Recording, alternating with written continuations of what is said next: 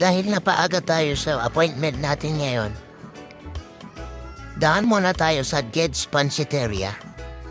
Lagi ko kasi itong naririnig sa Facebook. Tara, tikman natin. Napakalawak ng parkingan nila. Mga 10:30 pa lang ng umaga, pero marami nang pumupunta. Ang order pala ni Mrs. ay 110.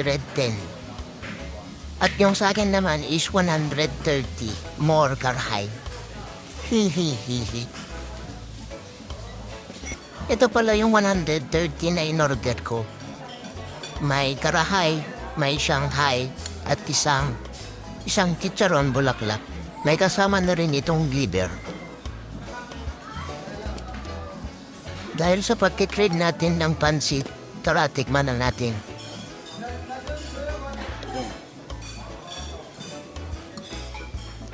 First bite. Grabe, ito talaga yung pinakagusto kong pansit, yung saucy. Tikman nyo guys, the best. Ged's Pansiteria.